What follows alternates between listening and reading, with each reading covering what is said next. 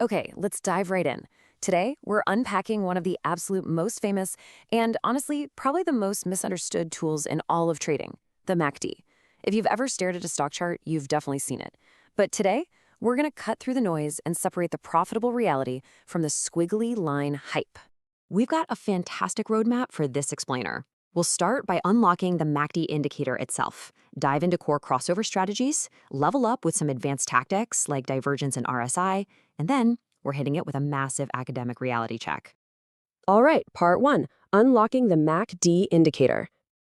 You know the setup. It's that classic indicator living right at the bottom of your standard stock chart, just waiting to flash a signal. At first glance, it kind of just looks like chaotic noise, right? But I promise you, there is a very specific, highly mathematical engine running under the hood there. MACD actually stands for Moving Average Convergence Divergence. Try saying that 3 times fast. It was cooked up by Gerald Apple back in the late 70s.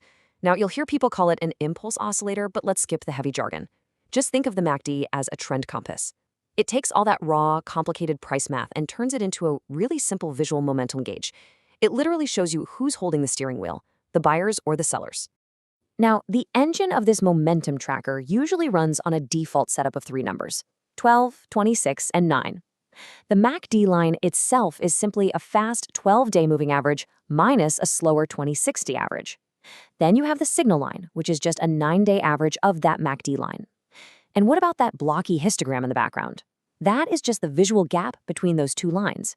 When they pull apart, the histogram gets bigger, which tells us, hey, momentum is really accelerating here. Moving on to part 2, core strategies, specifically the crossovers. This is the bread and butter of the MACD. When the fast MACD line crosses above the slower signal line, boom, that's a bullish crossover. Momentum is shifting up, meaning buyers are taking control. But when that MACD line crosses below the signal line, that's a bearish crossover, a giant red flag warning us that sellers are taking over. It's a super direct visual cue to think about entering or exiting a trade. But listen, any seasoned trader will tell you straight up, you absolutely cannot trade every single crossover. And that brings us to the zero line. Think of the zero line as your ultimate trend boundary. If a crossover happens above zero, that means the fast average is inherently stronger than the slow one, so a bullish trend is already well established. Below zero, the slow average has overtaken the fast. If you respect this boundary, you filter out a ton of false signals. You're basically making sure you only trade with the wind at your back. So execution is everything here. You can't just blindly buy a stock because a couple of lines crossed on a screen. You really need to follow a strict 4-step checklist. First, spot the crossover. Second, confirm it with the broader trend context, like, is the actual price action even supporting this signal? Third, set your entry points relative to that zero line. And fourth, and this is absolutely crucial, place your stop loss and take profit. That checklist right there, that's how you protect your hard-earned capital from everyday market noise. Okay, part 3, advanced tactics. We're looking at divergence and RSI. Let's talk about one of the most powerful concepts in trading, divergence. Imagine a stock's price is dropping, hitting lower lows, but at the exact same time, the MACD is making higher lows. That's called bullish divergence. It means the selling pressure is secretly fading away. On the flip side, if the price is hitting higher highs, but the MACD is making lower highs, that's bearish divergence. Basically, divergence is like an early warning radar, showing us that the underlying momentum is quietly running out of gas before the price even reflects it. Now the pros, they never rely on just a single indicator. Never. While the MACD is amazing at identifying trend direction and momentum, you want to pair it with something like the RSI, the Relative Strength Index, which tells you if a stock is overbought or oversold. When you combine a MACD crossover with an RSI that's rising above that 50 level, you're essentially building a 2-part filtration system. And that dramatically improves your odds of a winning trade. It really comes down to this idea: when all your conditions align perfectly, the probability of a successful trade shoots way up, filtering out something like 60 to 80% of false signals. The real secret to professional trading isn't about finding one magical, perfect indicator. It's about strategically stacking complementary tools to ruthlessly eliminate bad trades before you ever click buy. All right, section 4, the reality check. Does this actually work? This is the million-dollar question, right?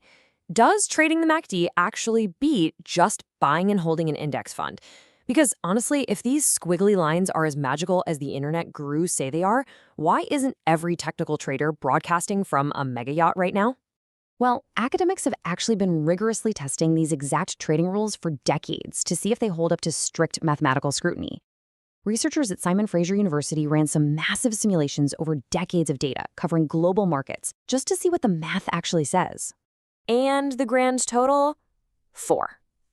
Out of 10 major global indices tested, the standard 12-26-9 MACD crossover strategy only outperformed a basic, boring buy-and-hold strategy on exactly 4 of them.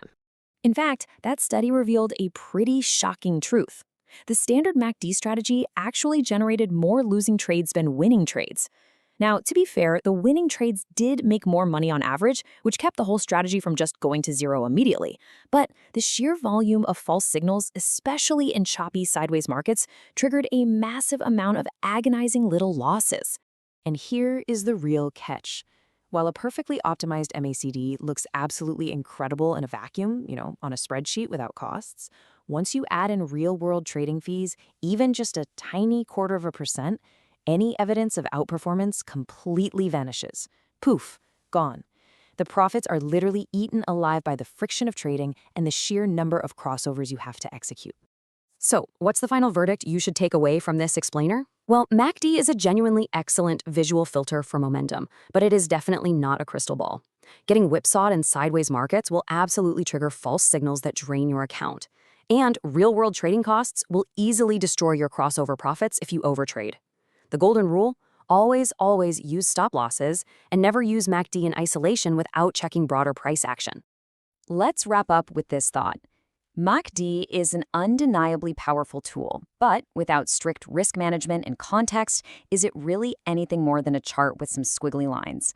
So, before you place your next trade, ask yourself, are you trading the actual fundamental trend, or are you just blindly following the lines? Thanks so much for joining me on this explainer. I hope it gave you a crystal clear understanding of the MACD. Catch you next time.